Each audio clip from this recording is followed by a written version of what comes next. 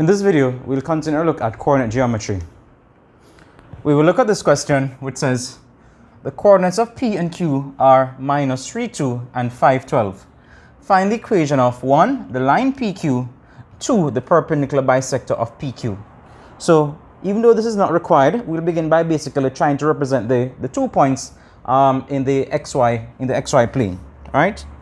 So we can basically get an idea of what the line looks like.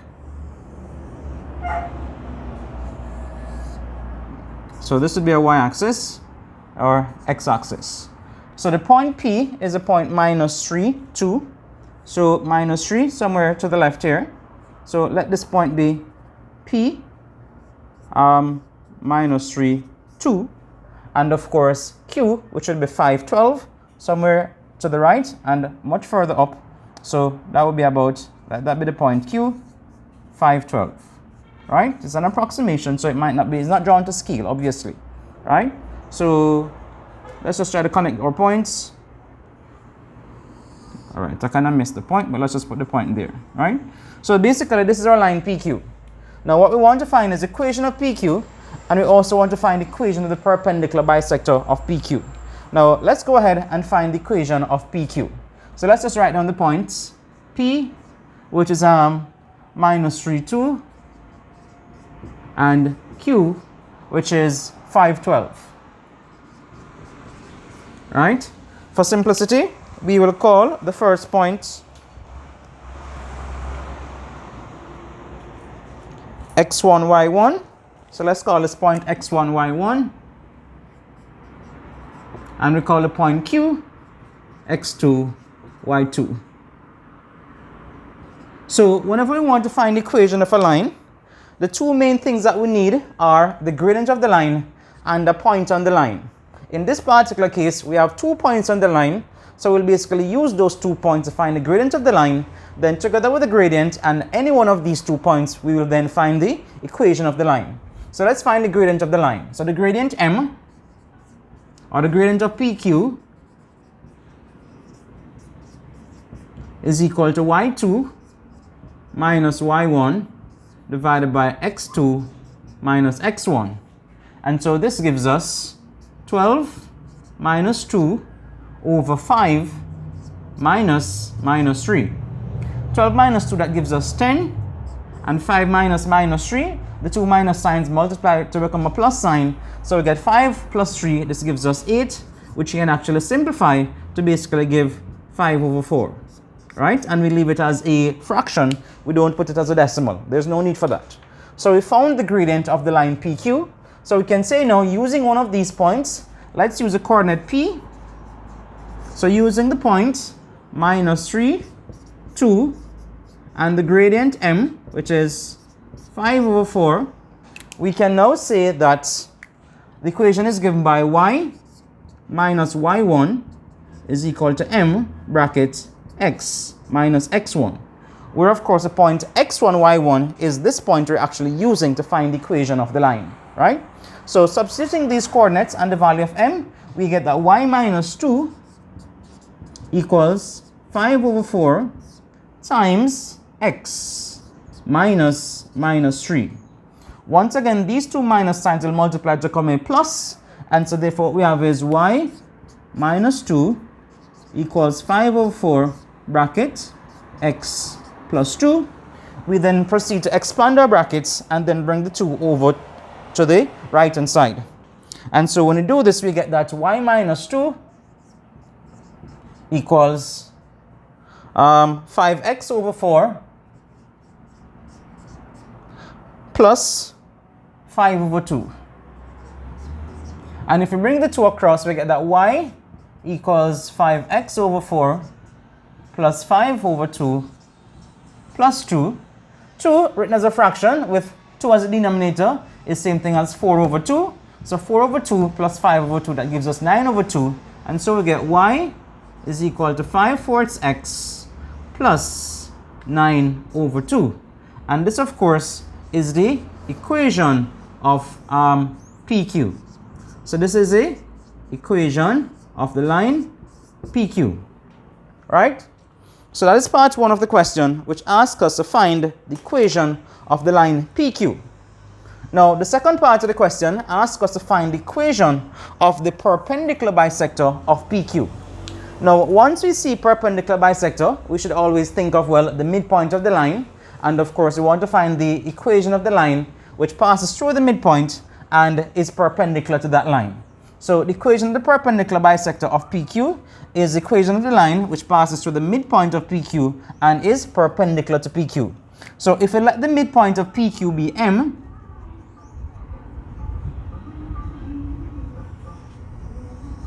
right? This is the midpoint M. We want to find the equation of the perpendicular bisector of PQ. So that's the equation of the line which passes through the midpoint M and is perpendicular to PQ. So we need to find the midpoint M, and of course we'd also need to find the gradient of the line PQ in order to find the gradient of the perpendicular bisector. But of course we already found the gradient of PQ, so we can then easily find the gradient of any line which is perpendicular to PQ. So let's just take off some of what is on the board here.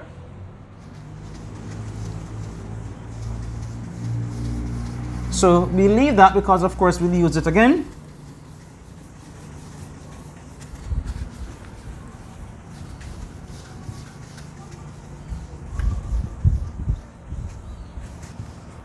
So we can say that, well, the gradient of PQ is 5/4.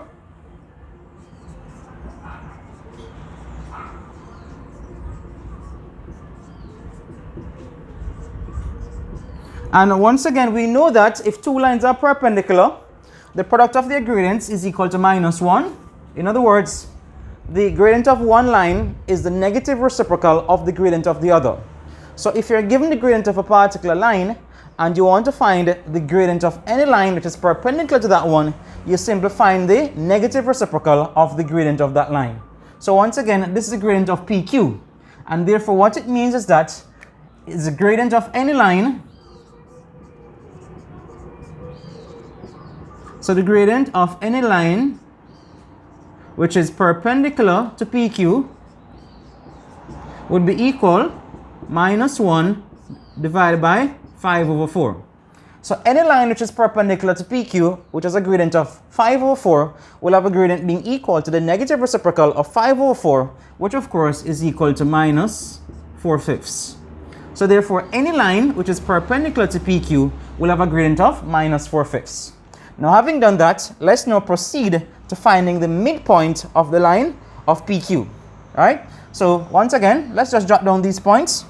So we have P, which is -3, 2, and Q, which of course is 5, 12.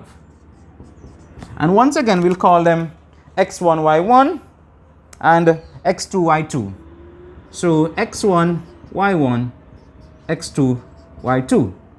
So therefore the midpoint M, so the coordinates of M, which is the midpoint, would be equal to x1 plus x2 over 2, comma, y1 plus y2 over 2. And of course, this is generally how we find the midpoint of a line, right?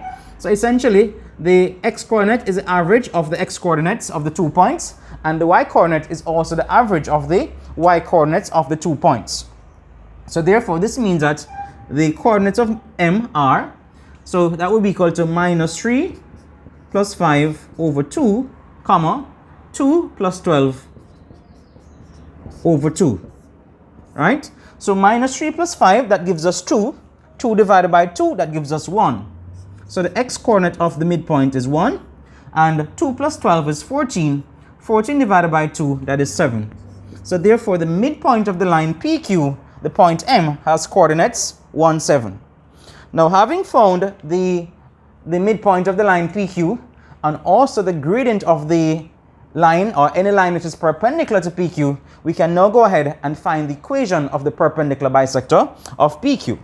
So we say that using the point, 1, 7 and the gradient M, which is equal to -4/5, again we can see that y minus y1 is equal to m times x minus x1. And so this of course gives us y. Of course the point x1, y1 is this point we're using to find the line, equation of the line. So this becomes y minus 7 is equal to minus 4/5 times x minus 1. So once again, what we will do is we'll expand the brackets on the right-hand side. We'll bring the 7 across to get the equation of the perpendicular bisector of PQ. So doing that, we get that y minus 7 is equal to minus 4/5 x minus 4/5 times minus 1 gives us plus 4/5. And so bringing the 7 across, I get that y equals minus 4/5x plus 4/5. This would be plus 7. But of course, 7 written as a fraction with denominator 5 is the same thing as 35/5. And so this gives us that y is equal to minus 4/5 x plus 39/5. And this, of course, is the equation of the perpendicular bisector of PQ. Right? So once again, we're able to find the equation of the perpendicular bisector of a line given 2 points on the line.